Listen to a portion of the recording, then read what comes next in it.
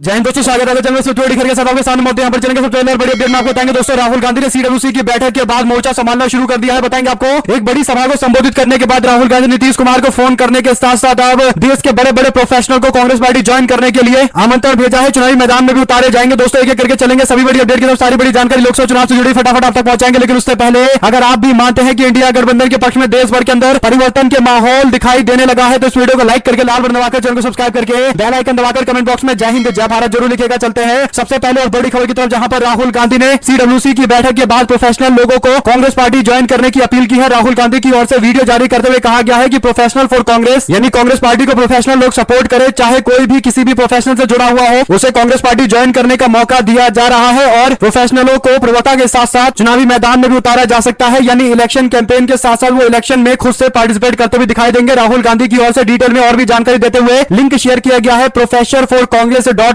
जिस पर क्लिक करके जो भी प्रोफेशनल देश के अंदर है वो कांग्रेस पार्टी ज्वाइन कर सकता है। साथ साथ दोस्तों, इंडिया गठबंधन में सीट बंटवारे को लेकर बड़ी जानकारी सामने आ रही है। राहुल गांधी ने सीडब्ल्यूसी की बैठक के बाद इंडिया गठबंधन के बड़े नेता नीतीश कुमार को खुद से फोन लगाते हुए बता दिया है कि 31 तारीख तक गठबंधन में सीटों का अंतिम फैसला ले लिया जाएगा। इसी के साथ में नीतीश कुमार ने भी 29 तारीख को जनता दल यूनाइटेड की बड़ी बैठक बुलाई है और जैसे ही राहुल गांधी का फोन आया वैसे ही नीतीश कुमार ने तेजस्वी यादव को अपने घर पर बुलाकर लगभग आधे घंटे तक बातचीत की है दोस्तों। इसके बाद बिहार में मंत्रिमंडल का विस्तार किया जाएगा। कांग्रेस पार्टी को 2 नए मंत्रिमंडल दिए जाएंगे। लालू यादव के साथ भी कई घंटे बातचीत की गई है नीतीश कुमार के द्वारा और एक बड़ा संदेश दिया गया है कि आने वाले दिनों के अंदर इंडिया गठबंधन बिहार में अपनी एकजुटता के साथ रैली करने जा रहा है। साथ साथ दोस्तों, पार्लियामेंट के अंदर 150 से ज्यादा विपक्ष के सांसदों को सस्पेंड किए जाने के बाद राहुल गांधी खुद रैली में पहुंचे और सेव डेमोक्रेसी नाम की इस रैली को संबोधित किया गया है। इसमें सारे सस्पेंड किए गए सांसद राहुल गांधी की बात सुनने के लिए बैठे हुए थे। राहुल गांधी ने कहा कि जब पार्लियामेंट के अंदर सुरक्षा में सेंधमारी की गई तब बीजेपी का कोई भी एमपी सामने आकर उनके खिलाफ नहीं लड़ रहा था। भाजपा के लोग अपने आप को बड़ा राष्ट्रवादी बताते हैं, लेकिन जब भारत के संसद के अंदर घुसने की कोशिश की गई तो उनसे लड़ने के लिए बीजेपी का सांसद सामने नहीं आया। राहुल गांधी ने कहा कि इनकी हकीकत सबके सामने आ गई है। ये लोग केवल बड़ी बड़ी बातें करते हैं, अपने आप को राष्ट्रवादी बताते हैं, लेकिन जब पार्लियामेंट की सुरक्षा की बात आती है तो पीछे हट जाते हैं। साथ साथ दोस्तों, कांग्रेस पार्टी के नेता राहुल गांधी ने जंतर मंतर पर आए लोगों को संबोधित करते हुए कहा कि इतनी बड़ी संख्या में विपक्षी सांसदों को निलंबित करने का सीधा मतलब यह है कि देश के 60% जनता का अपमान किया गया है। राहुल गांधी ने कहा कि देश का युवा फोन पर बैठा है क्योंकि मोदी जी ने युवाओं को रोजगार नहीं दिया, रोजगार उनसे छीन लिया गया है। युवाओं को एक ही रास्ता दिया गया है कि फोन पर सोशल मीडिया पर व्यस्त रहे। ये देश की सच्ची हकीकत है। जो युवा थे जिन्होंने संसद में सिक्योरिटी ब्रीच जरूर की, लेकिन वो भी सरकार की गलती है। मीडिया में ये बात नहीं बताई जा रही कि देश में बेरोजगारी है। मीडिया में देश में बेरोजगारी की बात नहीं की जा रही। मीडिया कहती है कि संसद के बाहर सांसद बैठे थे, वहां पर राहुल गांधी ने वीडियो बनाया। उन्होंने ये नहीं कहा कि 146 सांसदों को निलंबित कर दिया गया। ये सवाल मीडिया ने नहीं पूछा कि क्यों सस्पेंड किया जा रहा है। सवाल क्यों नहीं पूछे दिए जा रहे हैं। राहुल गांधी ने कहा कि सरकार से हमने सवाल पूछा कि संसद की सुरक्षा में चूक कैसे हो गई, 2 युवा आखिर संसद के अंदर कैसे घुस आए। हम लोगों ने बेरोजगारी पर सवाल पूछे, उन्होंने 146 सांसदों को सस्पेंड कर दिया, निलंबित कर दिया। मीडिया बेरोजगारी की बात नहीं करती है, बस इधर उधर भटकाने का प्रयास किया जाता है। साथ साथ दोस्तों, पुलिस ने आगे बढ़ने से रोका तो बजरंग पूनिया फुटपाथ पर आकर बैठ गए। दरअसल दोस्तों, भारतीय जनता पार्टी के सांसद ब्रजभूषण शरण सिंह का करीबी रेसलिंग फेडरेशन ऑफ इंडिया का अध्यक्ष बन गया है। यानी एक तरीके से इनडायरेक्ट रेसलिंग फेडरेशन फिर से भारतीय जनता पार्टी के सांसद भूषण के अंदर इनडायरेक्ट तरीके से आ चुका है। साथ साथ दोस्तों, इस पर पहलवानों ने जोरदार विरोध किया। सबसे पहले ओलंपिक जितवाने वाली देश की सबसे बड़ी पहलवानों में से एक साक्षी मलिक ने रोते हुए भरे मीडिया के पैनल के सामने कह दिया कि अब वह कभी भी रेसलिंग नहीं करेंगी। जब उनको न्याय ही नहीं मिल पाया तो रेसलिंग करने का अब कोई मतलब ही नहीं है। इसके बाद उन्होंने अपने रेसलिंग के जूते मीडिया के सामने रखते हुए स्पष्ट कर दिया है कि अब वो कुश्ती नहीं करेंगे, जिसके बाद दोस्तों उनका वीडियो भी सोशल मीडिया पर काफी वायरल हुआ है। अब जो जानकारी सामने आ रही है उसके अनुसार ओलंपिक पदक विजेता बजरंग पूनिया ने भी पद्मश्री पुरस्कार लौटाने का ऐलान किया है। उन्होंने जैसे ही ऐलान किया इसके ठीक कुछ देर बाद वो प्रधानमंत्री आवास की ओर बढ़ने लगे। प्रधानमंत्री आवास पर जाकर प्रधानमंत्री को पद्मश्री पुरस्कार लौटाने लगे, लेकिन पुलिस प्रशासन की ओर से उनको रोक लिया गया। जब वह आगे नहीं बढ़ सके तो पद्मश्री फुटपाथ पर ही बैठ गए। बजरंग पूनिया ने यौन शोषण के आरोपी और भारतीय कुश्ती महासंघ में अपनी तानाशाही चला रहे ब्रजभूषण शरण सिंह के खिलाफ पहलवानों की शिकायत पर खेल मंत्रालय की अनदेखी के कारण पद्मश्री लौटाने का फैसला किया। उन्होंने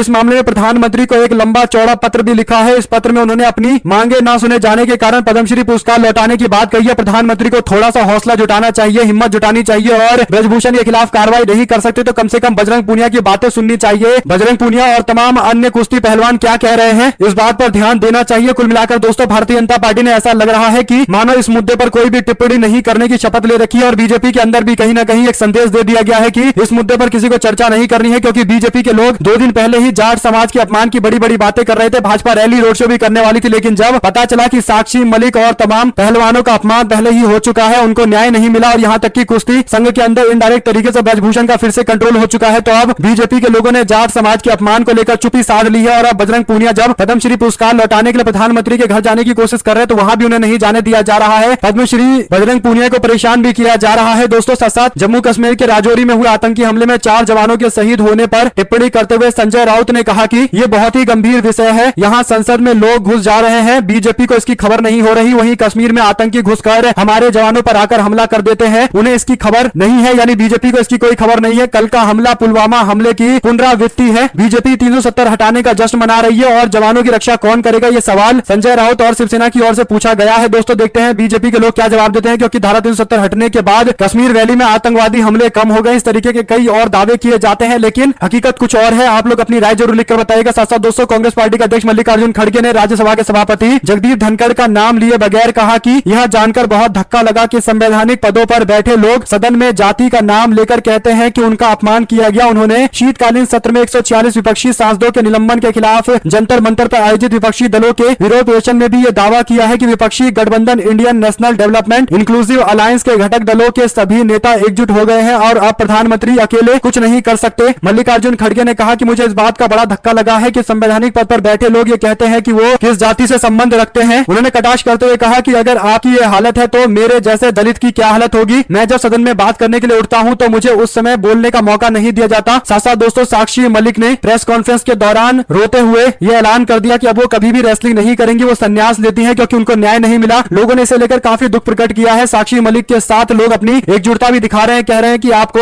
और मजबूती से खड़ा होकर लड़ाई लड़नी पड़ेगी, क्योंकि देश के अंदर जिस तरीके के हालात बन गए हैं इतनी आसानी से न्याय नहीं मिलने दिया जाएगा। लेकिन दोस्तों, कुछ ऐसे लोग हैं जो कहीं ना कहीं एक पार्टी के मानसिकता और उसकी विचारधारा से प्रेरित है, जो खुलेआम साक्षी मलिक के पोस्ट पर ट्वीट करते हुए हंसी वाला इमोजी दिखा रहे हैं। अगर आप भी मानते हैं कि कहीं ना कहीं एक पार्टी की विचारधारा वाले लोग पूरी तरीके से मानसिक करप्ट हो गए हैं अपनी विचारधारा के लिए, तो इस वीडियो को लाइक करके अपनी राय जरूर लिखकर बताइए, क्योंकि इतना ज्यादा सेंसिटिव मुद्दा है लेकिन इस पर भी हंसी निकाली जा रही है। साथ साथ मध्य प्रदेश के अंदर भोपाल जिला कांग्रेस कमेटी के द्वारा मोदी सरकार की तानाशाही और 142 सांसदों के निलंबन को लेकर विरोध प्रदर्शन किया गया। प्रदर्शन में प्रदेश के अध्यक्ष जीतू पटवारी और वरिष्ठ नेतागण भी मौजूद रहे, कार्यकर्ता शामिल हुए, जय कांग्रेस जय मध्य प्रदेश के नारे भी लगाए गए। साथ साथ दोस्तों, वरुण गांधी कहीं ना कहीं कांग्रेस पार्टी में वापसी को लेकर बड़े संकेत दे रहे हैं। उन्होंने इंदिरा गांधी का एक लेटर शेयर किया है जिसमें Indira Gandhi army chief general Sam Manekshaw को एक लेटर 1971 की युद्ध जीतने के बाद लिखी है। इसमें वो खुले तौर पर जीत का श्रेय अपने देश के सैनिकों को देती हैं। आर्मी जनरल मानेकशॉ को भी काफी ज्यादा श्रेय देती है उनके लीडरशिप के लिए, उनके दृढ़ संकल्प के लिए। फिर वरुण गांधी कहते हैं कि प्रधानमंत्री श्रीमती इंदिरा गांधी का ये लेटर है, ये एक सही में लीडरशिप होता है, यानी ट्रू लीडरशिप होती है जब आप अपनी जीत का श्रेय अपनी टीम के लोगों को देते हैं और लास्ट में जो क्रेडिट बचता है वो केवल आप लेते हैं, बाकी अपनी टीम के लोगों को हर चीज के लिए क्रेडिट देते हैं, उनके अच्छे कार्यों के लिए। अकेले सारा क्रेडिट नहीं ले लेते हैं, यानी जब श्रेय लेने की बात आए तो अकेले नहीं लेते, बल्कि लीडरशिप वो होती है जो दूसरों को श्रेय दे, अपनी टीम को उनको श्रेय दे कि आप लोगों ने बहुत मेहनत की है, आपके मेहनत के कारण ही हमें ये अचीवमेंट हुआ है, जैसा कि इंदिरा गांधी ने करके दिखाया था। देश के आर्मी को पूरी तरीके से उनका श्रेय दिया था। लेकिन वरुण गांधी के पोस्ट में ये बात लिखना कि ट्रू लीडरशिप ये होती है जिससे अपनी टीम के लोगों को श्रेय दिया जाता है, इसका सीधा मतलब ये है कि कहीं ना कहीं वो खुलकर नहीं बोल रहे हैं, लेकिन उनका निशाना भारतीय जनता पार्टी पर है, जहां पर एक नेता के नेतृत्व में ही बीजेपी जीत घोषित कर देती है। बाकी कार्यकर्ताओं को श्रेय देने की जगह जब भी चुनाव जीते जाते हैं, आप लोग जानते हैं कि किस नेता के बड़े कार्यक्रम कराए जाते हैं और पूरा जीत उन्हीं के नाम कर दिया जाता है। साथ साथ 140 सांसदों